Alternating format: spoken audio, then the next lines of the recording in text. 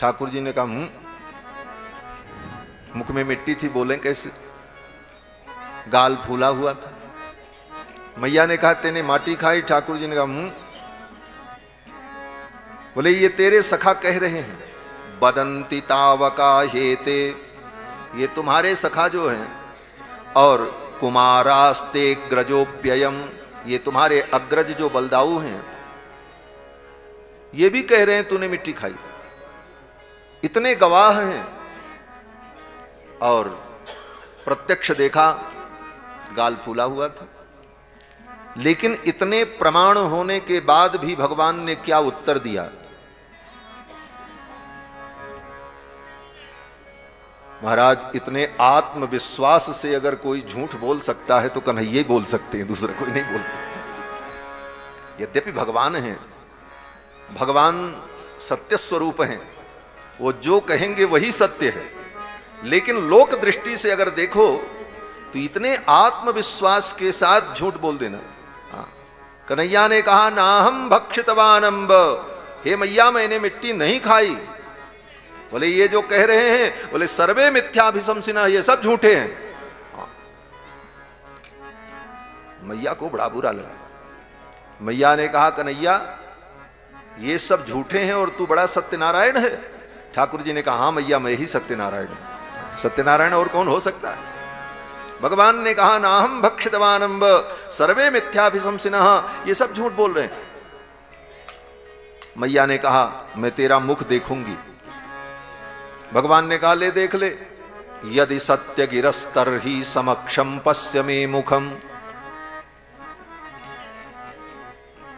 अगर आपकी वाणी सत्य है तो देख लो मेरा मुख। लेकिन एक बात बताऊं मैया। बोले क्या? बोले मेरी बात तुझे समझ में नहीं आ रही। बोले क्या समझ में नहीं आ रही? भगवान ने कहा मैया तू पानी पी रही है और मेरी बात सुन रही है, इसीलिए मेरी बात तुझे समझ में नहीं आ रही। मैया ने इधर उधर देखा, अपना सिर पीटा। मैया ने कहा कन्हैया तू मुझे पागल कर देगा, मैं कहां पानी पी रही हूं, मैं तो तेरे से बात कर रही हूं। ये कौन सी कहानी तू बता रहा है? भगवान ने कहा मैया एक बात बता, जीभ से हमेशा पानी और रस निकलता रहता है, जीभ भीगी रहती, वो पानी निकलना बंद हो जाए तो गला सूख जाएगा, और वो पानी जो निकलता है वो बाहर तो आता नहीं, भीतर ही भीतर व्यक्ति उसको पीता रहता है। बोले हाँ पीता रहता। तो मैया वो पानी तू पी रही है कि नहीं पी रही? मैया ने कहा अरे लाला वो तो सब पीता है, इसको पीना नहीं कहते। बोले तब? मैया ने कहा भीतर का पानी भीतर पिए तो उसको पीना नहीं कहते, बाहर से पानी पिया जाए तो उसको पीना कहते हैं। भगवान ने कहा मैया यही तो मैं कह रहा हूं, बाहर से अगर कोई खाया जाए चीज तो उसको खाना कहते हैं, भीतर का भीतर में ही खाए तो उसको खाना नहीं कहते। मैया ने कहा क्या? बोले ये मिट्टी पहले से ही मेरे अंदर विद्यमान है, मुझे लेकर के खाने की जरूरत नहीं है। ले देख ले मैया सारा संसार मेरे मुख के अंदर है, मुझे खाने के लिए मिट्टी की जरूरत नहीं है। नाहम भक्षितवानंब सर्वे मिथ्या विशंसिनः, ये सब झूठ बोल रहे हैं। मैया तो चकरा गई। मैया ने सोचा किम स्वप्न एतदुत देव माया, क्या मैं सपना देख रही हूं? कन्हैया के मुख में ये ब्रह्मांड पर्वत पहाड़,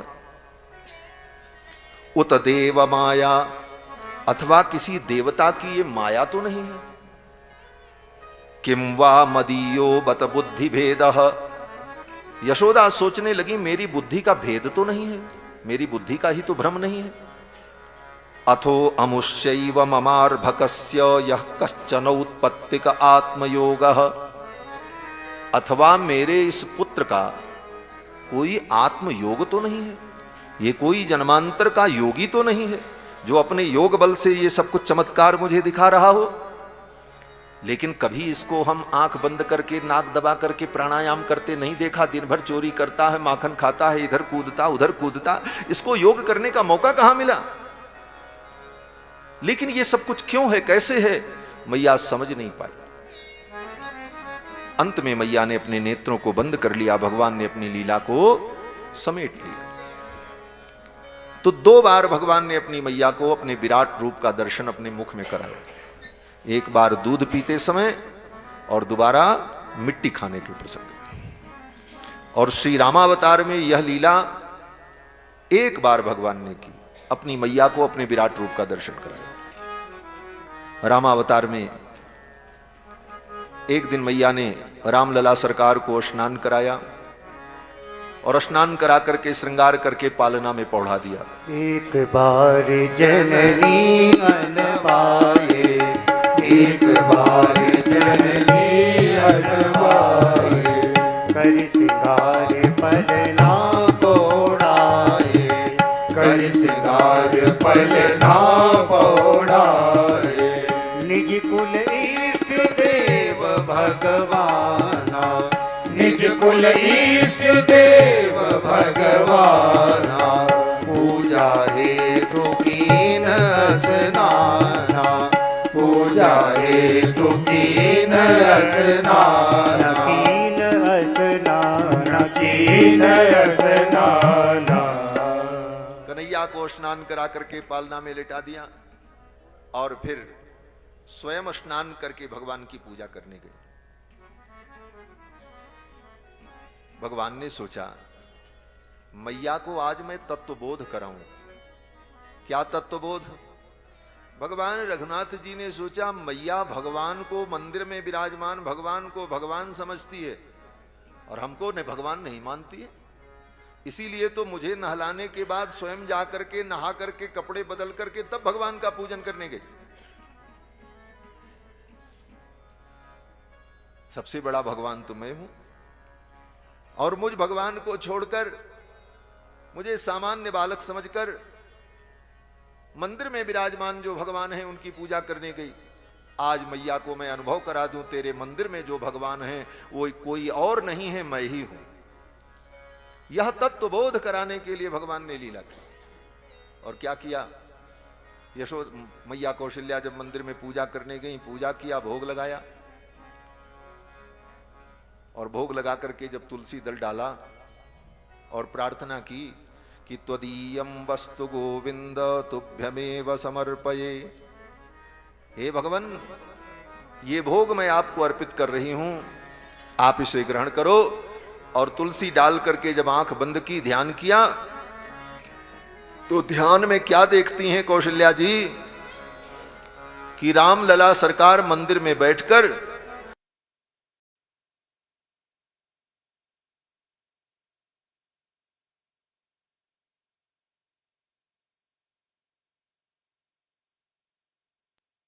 फिर ध्यान किया तो फिर क्या देखती हैं? राम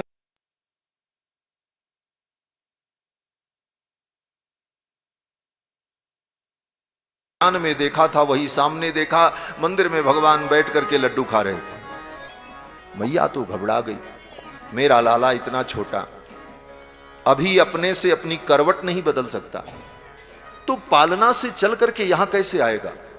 ये तो संभव नहीं। क्या चमत्कार है? चलो पहले मैं अपने लाला को देखूं।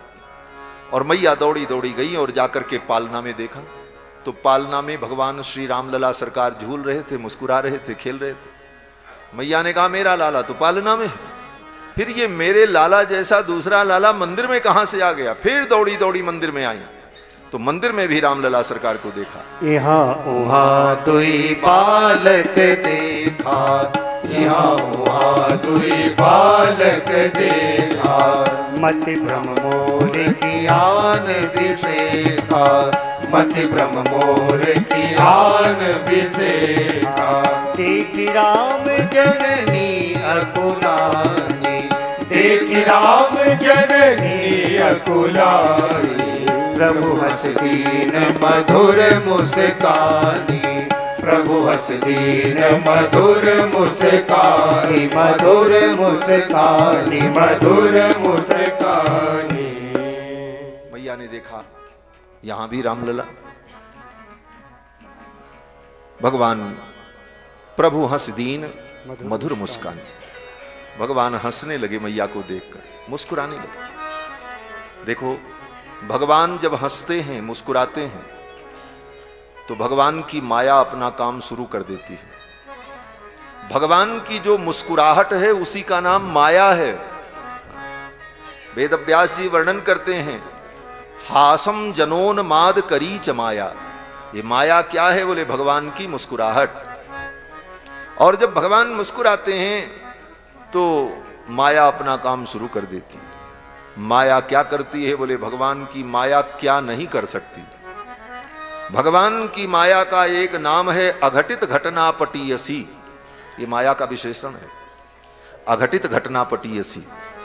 जो अघटित घटना को भी घटित कर दे, जो घटना किसी प्रकार से घटित होने वाली न हो उसको भी जो घटित कर दे वही तो माया। तो अघटित घटना पटीयसी भगवान की माया का चमत्कार प्रकट हुआ। और मैया ने क्या देखा? बोले रामलला सरकार जो बालक थे, देखने में तो बालक, लेकिन उनके एक एक रोम में अनंत अनंत ब्रह्मांड दिखाई पड़ने लगा। दिख रावा मातही निज अद्भुत रूप अखंड। दिख रावा मातही निज अद्भुत रूप अखंड। रोम रोम प्रति लागे कोटि कोटि ब्रह्मांड। रोम रोम प्रति लागे कोटि कोटि ब्रह्मांड। हाँ कोटि कोटि ब्रह्मांड। हाँ कोटि कोटि ब्रह्मांड। अगणित रवि शशि शिव चतुरानन। अगणित रवि शशि शिव चतुरानन। बहुगिरि सरित सिंधु मही कानन। बहुगिरि सरित सिंधु मही कानन। काल कर्म गुण ज्ञान सुभाऊ। काल कर्म गुण ज्ञान सुभाऊ। सो देखा जो सुना न काऊ। सो देखा जो सुना न काऊ। देखी माया सब विधि गाड़ी। देखी माया सब विधि गाड़ी। अति सबीत जोरे कर ठाड़ी। अति सबीत जोरे कर ठाड़ी। देखा जीव न चावही जाही। देखा जीव न चावही जाही। देखी भक्ति जो छोड़हि ताही। देखी भक्ति जो छोड़हि ताही। तन पुलकित मुख बचन न आवा। तन पुलकित मुख बचन न आवा। नयन मूंद चरणन सिर नावा। नयन मूंद चरणन सिर नावा। विस्मयवंत देख महतारी। विस्मयवंत देख महतारी। भय बहुऋषि स्वरूप खरारी। भय बहुऋषि स्वरूप खरारी। स्तुति करि न जाय भय माना। स्तुति करि न जाय भय माना। जगत पिता में सुत करि जाना। जगत पिता में सुत करि जाना। हरि जननी बहु विधि समुझाई। हरि जननी बहु विधि समुझाई। यह जन कतहु कहस सुन माई। यह जन कतहु कहस सुन माई। भगवान ने अपने विराट रूप का दर्शन मैया को कराया एक बार, और कृष्णावतार में 2 बार। इसके बाद कथा आती है, भगवान का नामकरण संस्कार हुआ। गुरु जी आए गर्गाचार्य जी और दोनों बालकों का नामकरण किया। वसुदेव जी ने गर्गाचार्य जी को मथुरा से भेजा कि आप जाओ, जाकर के मेरे दोनों बच्चों का नामकरण कर दो, लेकिन बहुत गोपनीय ढंग से, किसी को पता न चलने पाए। क्यों?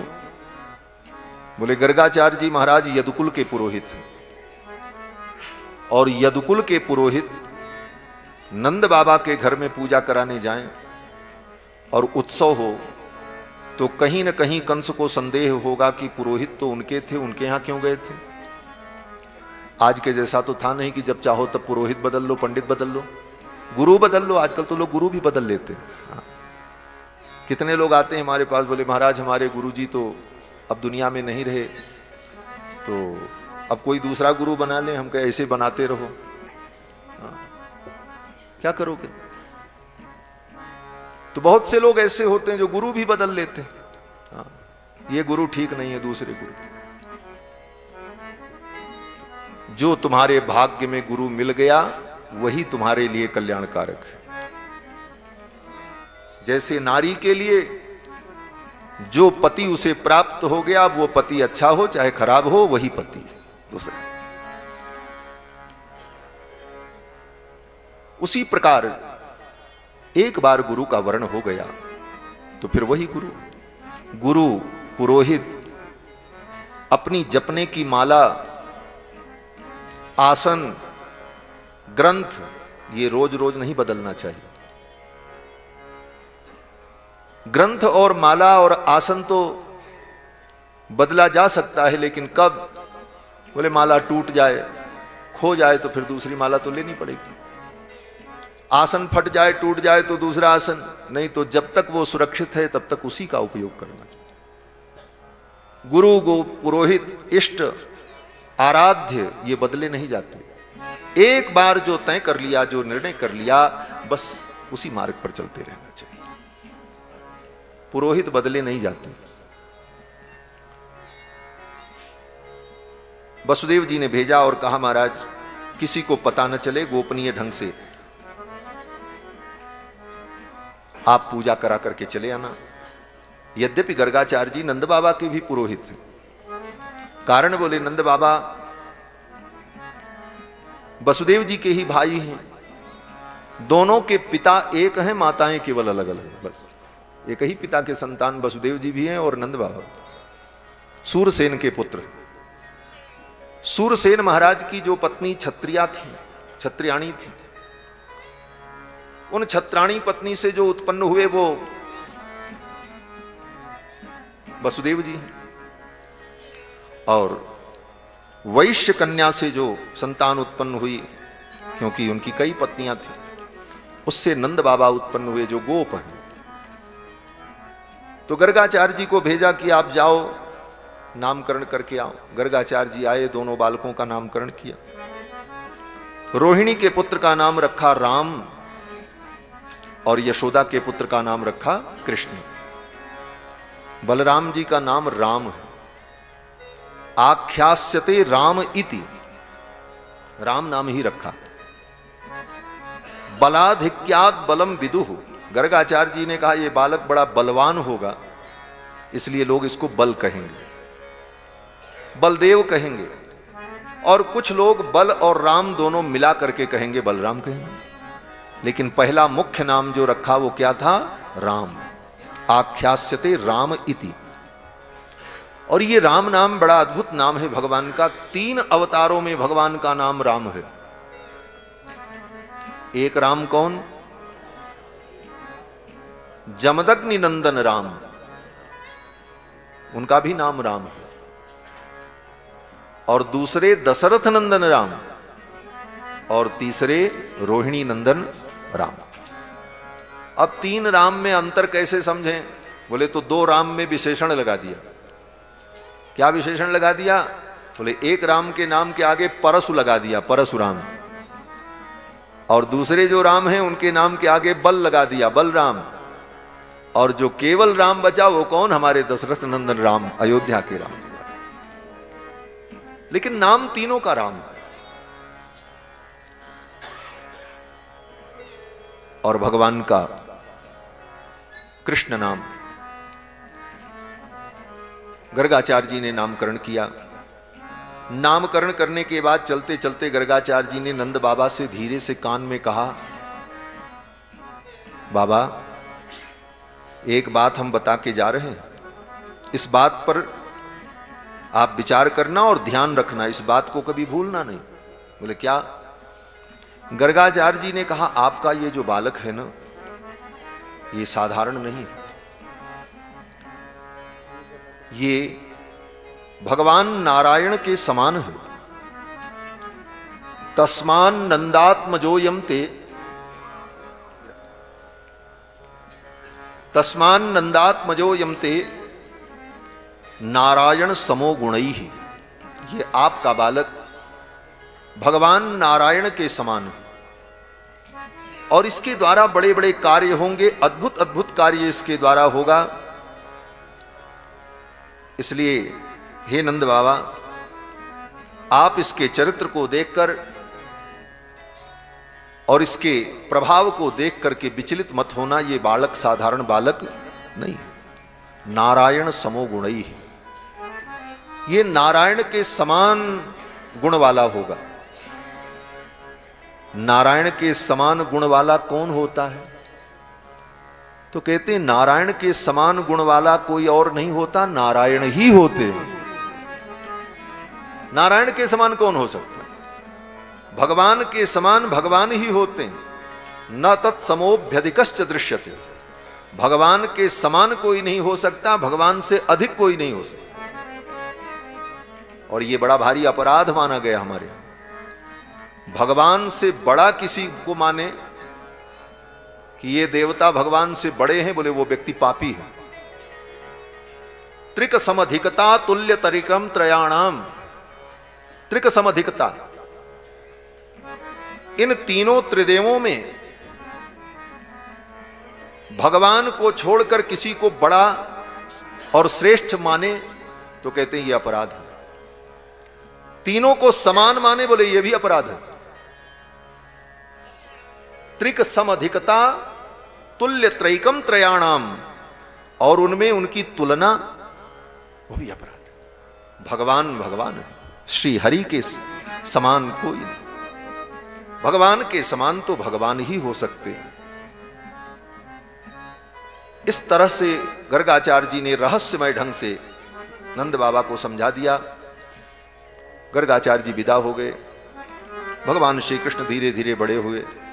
पहले तो बकैयां बकैयां चलने लगे, घुटने को जमीन पर टिका करके, हाथ पंजे को जमीन पर टिका करके, जैसे बच्चा चलता है, इस प्रकार भगवान चलने लगे।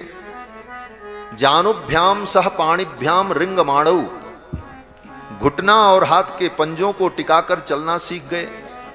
घर से निकलकर चौखट ड्योढ़ी पार करके बाहर गोष्ठ में चले जाते, गाय की गौशाला में चले जाएं, और गायों के बीच में इधर उधर गायें चुपचाप शांत हो जाती, गोविंद को देखकर हिलती भी नहीं कि कहीं बालक को चोट न लग जाए।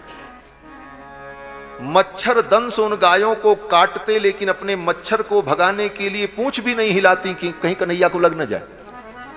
इतनी संवेदना उन गायों में थी। भगवान गोविंद उन गायों के बीच से निकल जाए, कभी इधर कभी उधर, और गाय जहां रहती है वहां तो गोमूत्र गोबर पड़ा रहता, सब कपड़ा उसी गाय के गोबर में गोमूत्र में गीला कर लिया।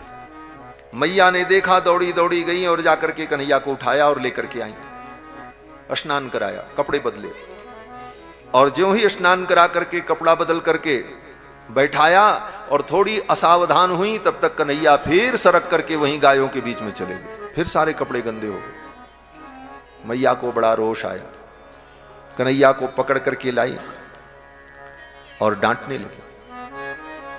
पंकाभिषिक्त सकलम वयवम विलोक्य, कीचड़ से सने हुए कृष्ण को देखकर, पंकाभिषिक्त सकलम वयवम विलोक्य दामोदरम बदति कोपवशाद यशोदा। क्रोधित होकर के यशोदा रानी ने क्या कहा? यशोदा जी ने कहा, अरे बार बार मैं तुझे स्नान कराती हूं, कपड़े बदलती हूं, और तू जाकर के कीचड़ में लोट करके अपने कपड़ों को गंदा कर लेता।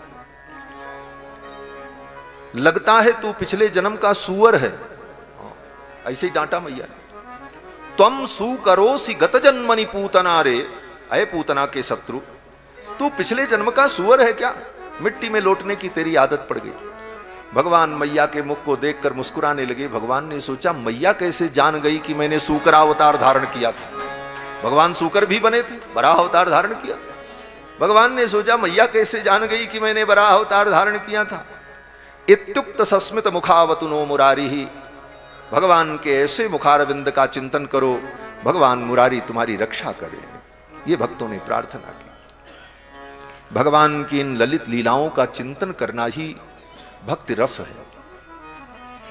केवल भगवान से दिन भर रोना रोते रहो, हम बड़े दुखी हैं, हम बड़े बीमार हैं, हमारा दुख दूर करो, ये करो वो करो, ये भक्ति नहीं है। भगवान के चरित्र को सुनकर हृदय आह्लादित हो जाए, मन गदगद हो जाए, आंखों में प्रेमाश्रु आए, ये कथा है। श्री वल्लभाचार्य जी महाराज जो पुष्टि मार्ग के आचार्य हैं, उनके शिष्यों में श्री सूरदास जी महाराज नित्य नवीन पद बना करके भगवान श्रीनाथ जी को सुनाते थे। दरबार लगा था श्रीनाथ जी का।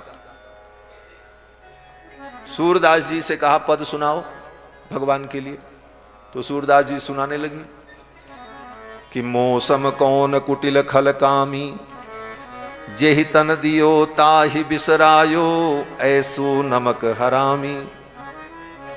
वल्लभाचार्य जी ने कहा, सूरदास क्या तू दिन भर यही रोना रोता रहता है? मौसम कौन कुटिल खल कामी, मौसम कौन, अरे ये सब भगवान जानते हैं, तुम कैसे हो, बताने की जरूरत नहीं।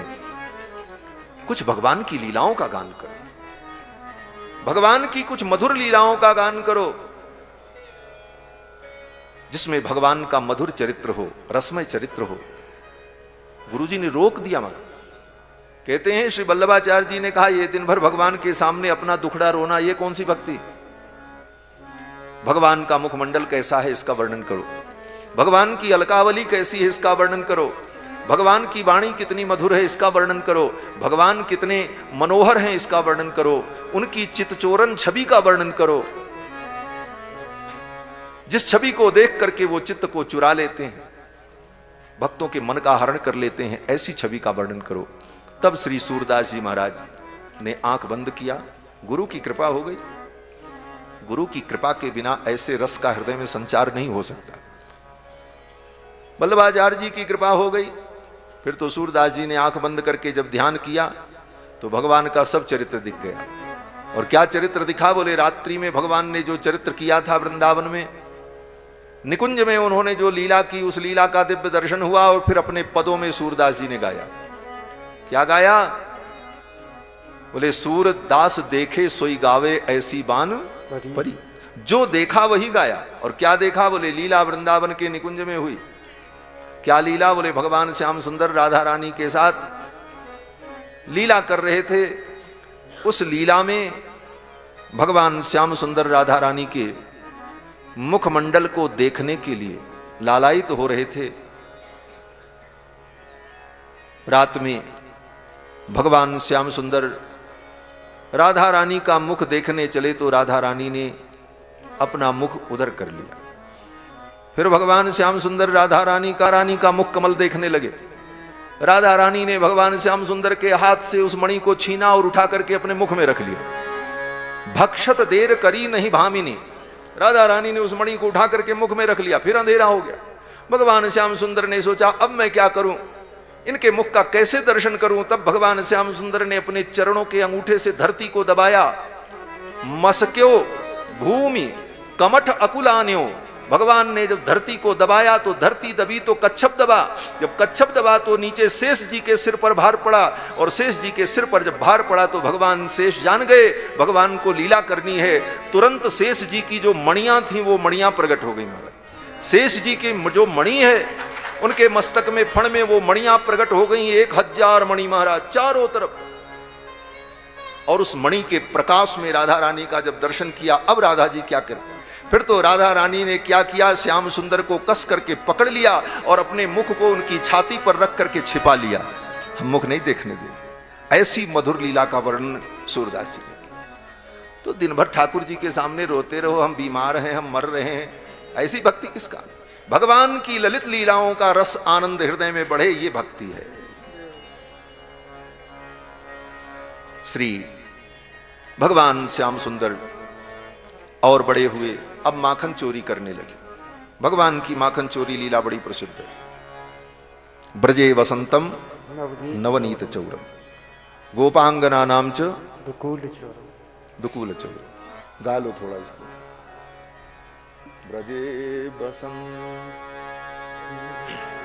ब्रजे बसंतम नवनीत चोरम गोपांगनानां चतुकूल चोरम।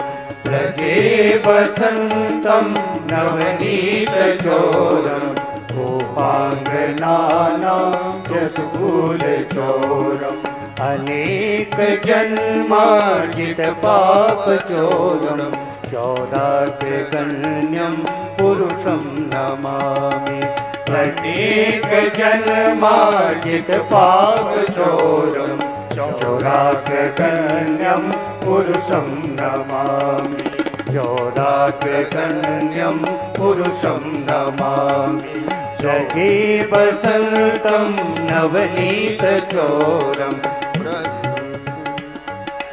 व्रजे वसन्तं नवनीतचोरं गोपाङ्गनानां चतुकुलचोरम् अनेकजन्मार्जितपापचोरं चोराग्रगण्यं पुरुषं नमामि चोराग्रगण्यं पुरुषं नमामि चोराग्रगण्यं पुरुषं नमामि। व्रजे वसंतम नवनीत चौरम। भगवान का एक नाम है नवनीत चौर, मक्खन चोर। उसी को हम लोग अपनी लोक भाषा में कहते हैं माखन चोर भगवान, नवनीत चौरम। ये भगवान मक्खन क्यों चुराते हैं? सोना नहीं चुराया, चांदी नहीं चुराई, हीरा मोती नहीं चुराया, कीमती वस्तुओं की कमी थी। अरे बोले खाने की वस्तु चुराते, बोले खाने में भी तो बहुत सारी वस्तुएं थी। दूध की चोरी नहीं करते थे, दही की चोरी भगवान नहीं करते, हलवा पूड़ी की चोरी नहीं करते, माखन की ही चोरी प्रसिद्ध क्यों? ब्रजे वसंतम नवनीत चौर। ये नवनीत चौर जो है, मक्खन को चुराना, ये भगवान का स्वभाव है। और मक्खन क्या है? बोले मक्खन भक्तों का प्रतीक है। कैसे? बोले देखो, दूध में मक्खन होता है लेकिन दिखाई नहीं पड़ता। समय रहते उस दूध से मक्खन को निकाल लो विधि पूर्वक, तो फिर वो मक्खन कई दिनों तक सुरक्षित रहेगा। घी बना करके उसे रख लो, वर्षों सुरक्षित रहेगा। लेकिन समय से दूध से उस मक्खन को अलग नहीं किया तो 2 दिन में दूध नष्ट हो जाएगा और उस दूध के साथ वो मक्खन भी नष्ट हो जाएगा।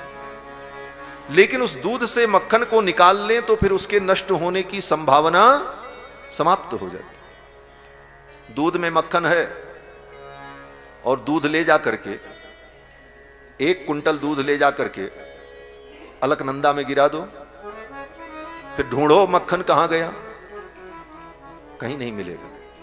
लेकिन मक्खन को दूध से अलग करने के बाद ले जाकर के उस मक्खन के पिंड को अलकनंदा में डाल दो, बोले तैरता रहेगा।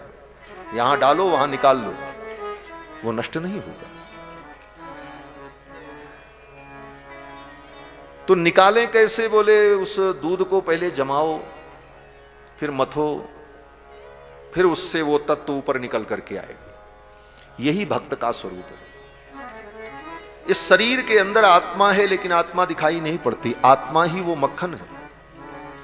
समय रहते ज्ञान विज्ञान के द्वारा अगर उस आत्मा का साक्षात्कार नहीं किया, देह से भिन्न आत्मा का बोध नहीं हुआ, देह और आत्मा के भेद को हम देह नहीं हैं हम आत्मा हैं, यह ज्ञान अगर उत्पन्न नहीं किया समय रहते, तो देह के नाश के साथ साथ आत्मा का भी पतन हो जाएगा। इसीलिए शास्त्र कहता है मानव जीवन में आकर के आत्म तत्व बोध प्राप्त करो, आत्म तत्व को जानो। बोले कैसे जाने? बोले शरीर में आत्मा है लेकिन दिखाई नहीं पड़ती। इसका अनुभव कैसे हो? कहते गोपियों ने पहले दूध को गर्म किया, खौलने लगा दूध। जब खौलने लगा, उफान आने लगा उस दूध में, तो गोपी ने उस दूध को उठा करके ऊपर से नीचे रख दिया, चूल्हे से उतार दिया। यह प्रक्रिया हमारे जीवन में क्या हो? बोले तुम्हारे जो ताप हैं, दुख हैं, कर्मों के परिणाम स्वरूप उत्पन्न होने वाले जो दुख हैं, संसार का जो दुख है, इस दुख में जब जीव तप जाता है, उबलने लग जाता है उस दुख की गर्मी से, तो जीवन में कोई गोपी मिलती है। कौन सी गोपी? गोपी माने संत। संसार के दुख से दुखी होकर के यह जीव मनुष्य किसी संत के पास जाता है, और संत क्या करते हैं? बोले अपने उपदेश से उसे शांति प्रदान करते हैं। गोपी क्या करती है? बोले खौलते दूध को उठा करके नीचे रखती है, ठंडा करती है, लेकिन पूरा ठंडा नहीं करती। बड़े से बड़े महात्माओं के पास चले जाओ, अपने उपदेश से तुम्हें शीतलता प्रदान करेंगे, लेकिन तुम्हारे जीवन के सारे दुख को समाप्त कर दें ऐसा नहीं होगा। संसार का ताप बना रहेगा। क्यों? बोले ताप बना रहेगा तभी दही जमेगा। दूध पूरा ठंडा हो जाए तब भी दही नहीं जमेगा, थोड़ी गर्मी रहनी चाहिए। संसार का ताप बना रहेगा तभी भगवान की ओर जीव बढ़ेगा। तो गोपी क्या करती है, बोले थोड़ी गर्मी बनी रहे तब उसमें थोड़ा दही का जावन डाल देती है। दही का जावन डाल करके उसको रख दिया, फिर हिलाया डुलाया नहीं। क्यों, बोले बार बार हिलाएंगे डुलाएंगे तो दही बढ़िया नहीं जमेगा। उसको रख दिया। ये जावन क्या है, बोले संत अपने उपदेश से संसार के तपे हुए प्राणियों को शीतलता देते हैं और फिर अवसर पाकर के भक्ति का जावन उनके जीवन में डाल देते हैं। मंत्रोपदेश देकर, दीक्षा देकर, उपदेश देकर उनके हृदय में भक्ति का बीज डाल देते हैं और कहते हैं कि अब इसको हिलाओ डुलाओ मत, नहीं तो दही नहीं जमेगा। मंत्र दीक्षा ले ली, उपदेश प्राप्त कर लिया, अब उस नियम का पालन करो, उस नियम से हिलो मत, उस नियम पे टिके रहो। परिणाम क्या होगा, बोले दही जम जाएगा, भक्ति जम जाएगी जीवन में। लेकिन भक्ति आने के बाद भी प्रारब्ध अपना काम करेगा। ये मत सोचना हम भगवान के भक्त हो गए तो अब हमारा प्रारब्ध खत्म। प्रारब्ध अपना काम करेगा, समय आने पर प्रारब्ध का सुख दुख भोगना पड़ेगा। प्रारब्ध वो मथानी है जो तुम्हारे जीवन को मथ देती है। दही बनने के बाद प्रारब्ध ने अपना काम किया। क्या किया, बोले प्रारब्ध की मथानी उस दही में डाली गई और प्रारब्ध की मथानी ने उस दही को मथ करके टुकड़े टुकड़े कर दिए। प्रारब्ध की मथानी से मथे जाने के बाद भी उस दही के अंदर जो सार तत्व था वो धीरे धीरे ऊपर उठता चला गया। उसने हार नहीं मानी। प्रारब्ध की मथानी से मथे जाने पर भी वो हारा नहीं, वो ऊपर की ओर, आगे की ओर बढ़ता रहा और जो बढ़ करके ऊपर आकर के तैरने लगा वो मक्खन हो गया और जो नीचे रह गया वो छाछ हो गया। अब छाछ और मक्खन दोनों एक ही पात्र में थे, लेकिन भगवान कहते हैं खाटी छाछ हमें नहीं भावे। ये खट्टी छाछ हमको नहीं अच्छी लगती, मैं तो माखन आरोग्यता। ये माखन जीव का प्रतीक है, भक्त का प्रतीक है।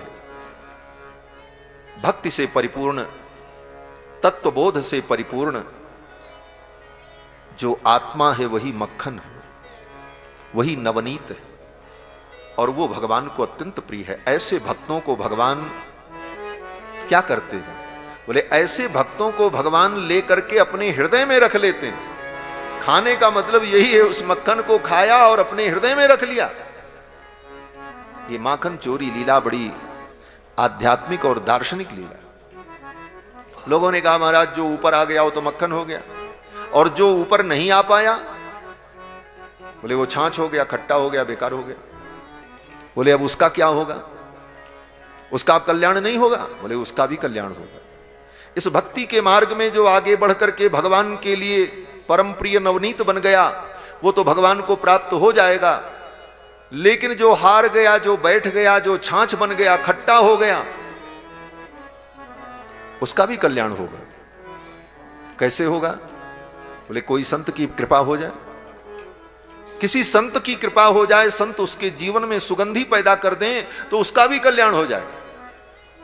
भगवान कृष्ण ने कहा ये खट्टी छाछ हमको अच्छी नहीं लगती, तो गोपी ने क्या किया, बोले गोपी ने बढ़िया पुदीना लिया, काला नमक लिया, जीरा को भूना, केसर डाला और पीस करके बढ़िया चूर्ण बना करके उस छाछ में डाला और छाछ को मथ करके एक बर्तन में रख करके ऐसे ऐसे ऊपर से झलना शुरू किया। मंद मंद सुगंध हवा चली और छाछ की सुगंध कन्हैया के पास पहुंची। कन्हैया दौड़े आए, अरे सखी ये क्या है, इसमें तो बड़ी सुगंध है, बड़ा स्वाद लग रहा है। सखी ने कहा कन्हैया ये तो छाछ है। बोले लाओ थोड़ा हमको भी पिला दो। सखी ने कहा ऐसे नहीं पिलाएंगे। अरे पिला दो, बड़ा स्वाद है, बड़ी सुंदर सुगंधी आ रही, मेरा तो मन ललचा रहा है, थोड़ा पिला दो। सखी ने कहा ये छाछ तब मिलेगी जब नाच करके दिखाओगी। ताही अहिर की छो हरियां छछिया भर छाछ पे नाच नचाओ। चुरुआ भर छाछ पर गोपी ने कहा कन्हैया नाचो, तो कन्हैया नाचने लगे और भगवान कृष्ण जब नाचने लगे, गोपी प्रसन्न होकर के छाछ देती है। ये छाछ वो भक्त हैं जो संसार के संघर्ष में थक करके गिर पड़े, हार मान ली, लेकिन संत की कृपा हो गई तो उनके जीवन में भी सुगंधी आ गई और गोविंद ने कहा इसको भी हम स्वीकार कर ले, इसको भी हम स्वीकार कर ले। और उसके लिए भगवान नाचने को भी तैयार हो। भगवान को माखन अत्यंत प्रिय है, इसीलिए भगवान माखन चोरी करते हैं। ब्रजे बसंतम नवनीत चौर, और किसी के घर में जाकर के माखन ले लेते। क्यों? अपने ही घर का माखन क्यों नहीं खाते? कभी किसी के घर में, कहीं किसी जगह जहां मिल जाए। भगवान कहते हैं मेरे भक्तों में मेरा ये भाव नहीं है कि ये मेरा है, सब भक्त मेरे हैं। मेरे घर का मक्खन भी मेरा है और दूसरी गोपी के घर का मक्खन भी मेरा ही। सभी भक्तों में समान दृष्टि ठाकुर की, इसलिए उनके वो अंतर समझ में नहीं आता कि हमारा माखन और पराया माखन क्या। भगवान श्याम सुंदर किसी भी गोपी के घर चले जाते और माखन ले लेते और खाते। एक दिन गोपी ने पकड़ लिया, पकड़ा और कहा आज मैं ले चलूंगी और मैया से शिकायत करूंगी। ठाकुर जी ने कहा सखी छोड़ दे, मैं कान पकड़ता हूं, आज के बाद तेरे घर में कभी नहीं आऊंगा, छोड़ दे। गोपी की छाती तो धक्क हो गई, अरे ये परमात्मा कृष्ण हैं, ये कह रहे हैं आज छोड़ दे, मैं फिर कभी तेरे घर नहीं आऊंगा। और गोपी तो चाहती कि रोज कन्हैया मेरे घर आवे। कन्हैया ने, गोपी ने सोचा आज तो मैं इनको नहीं छोड़ूंगी। गोपी ने कहा आज मैं नहीं छोड़ूंगी, मैया के पास लेकर के चलूंगी। तो भगवान श्याम सुंदर ने क्या किया? भगवान श्याम सुंदर ने सोचा अब क्या करें, ऐसे तो छोड़ेगी नहीं। दोनों हाथ पकड़ लिया गोपी ने ऐसे और कहा चल मैया के पास। ठाकुर जी ने सोचा अब गोपी से हाथ कैसे छुड़ाएं। तो भगवान तो बड़े चंचल। सुखदेव जी कहते हैं कुरुते मेहनादीनि वास्तव।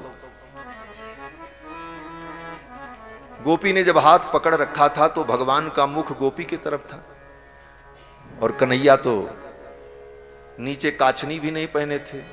ठाकुर जी ने धीरे से सूसू करना शुरू कर दिया। अब जब सूसू किया ठाकुर ने तो गोपी के जाकर के घाघरे पर पड़ा, उसके वस्त्र पर जब पड़ा तो छोड़ करके पीछे हटी। अरे कन्हैया या किया क्या तूने किया? श्याम सुंदर ने ऐसे गूंठा दिखाया और भाग गए वहां से। ये वेद व्यास जी ने लिखा है, मैं अपने से नहीं कह रहा हूं कुछ। कुरुते मेहनादीनि वास्तव।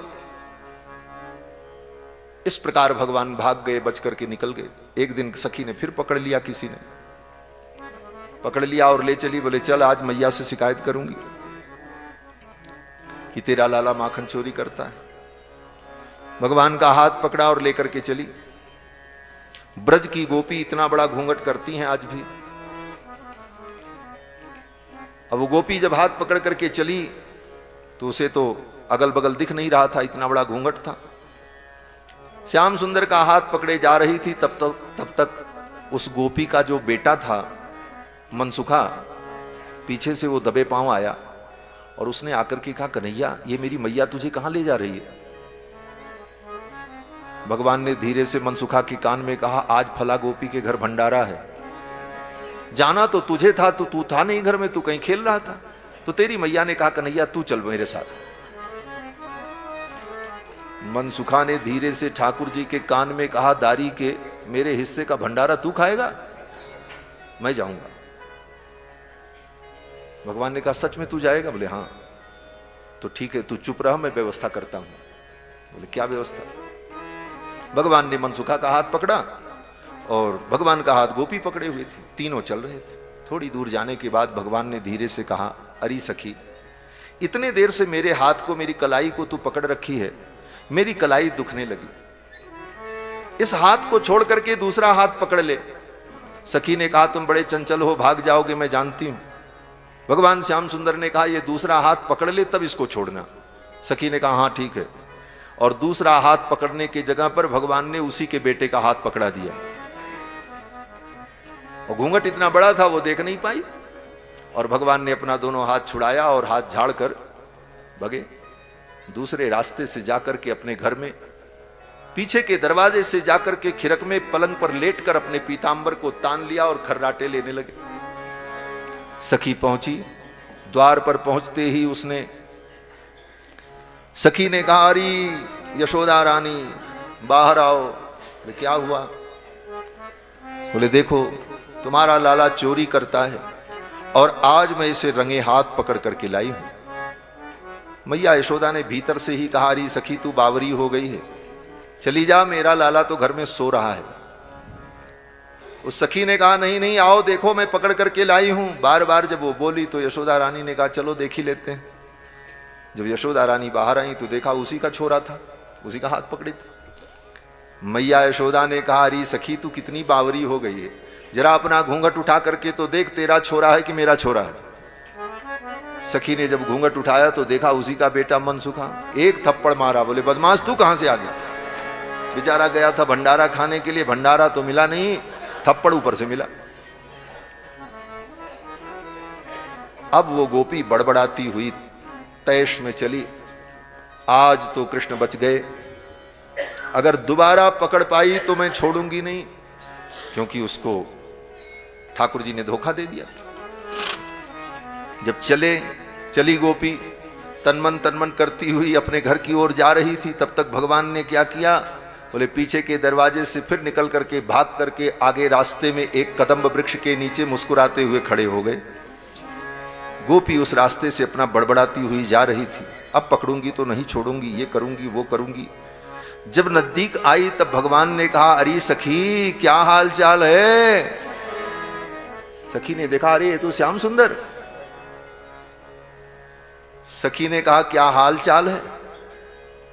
कन्हैया इस बार तो तुम बच गए, दोबारा अगर पकड़ूंगी तो तुम कितना भी कुछ करो मैं नहीं छोड़ूंगी। ठाकुर जी ने कहा, जा जा, दोबारा पकड़ने की कोशिश मत करना। बोले क्या करेगा? ठाकुर जी ने कहा, इस बार तो तेरे छोरे का हाथ पकड़ाया था और दोबारा पकड़ेगी तो तेरे खसम का हाथ पकड़ा दूंगा, समझ लेना।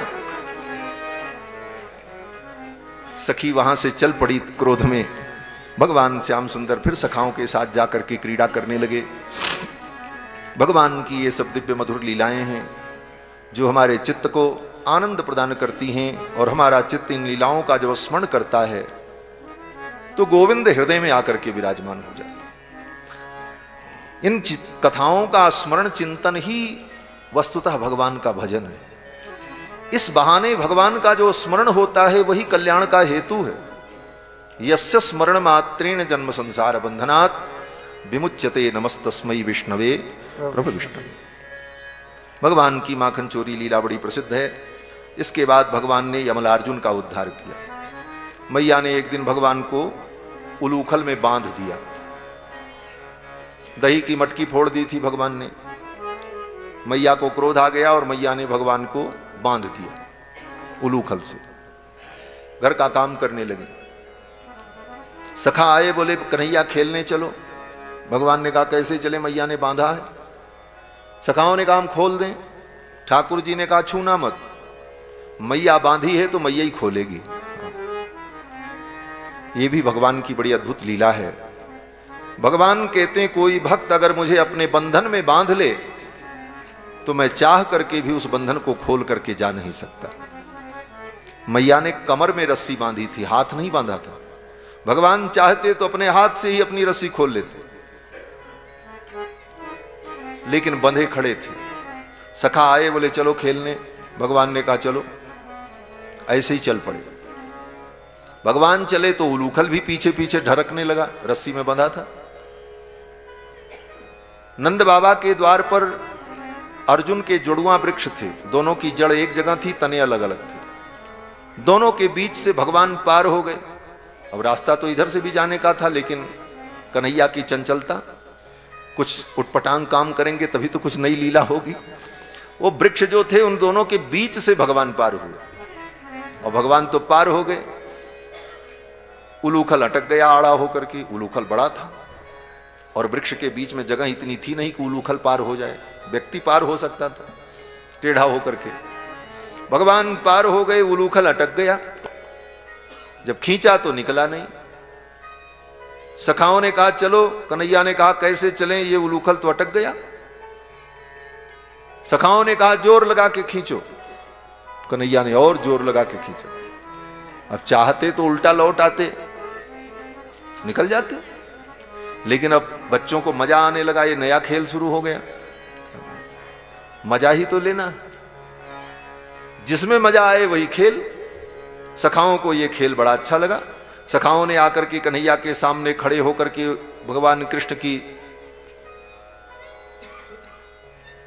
भगवान श्री कृष्ण के उत्साह का संवर्धन किया। सखाओं ने कहा कन्हैया पूरी शक्ति लगा करके खींचो।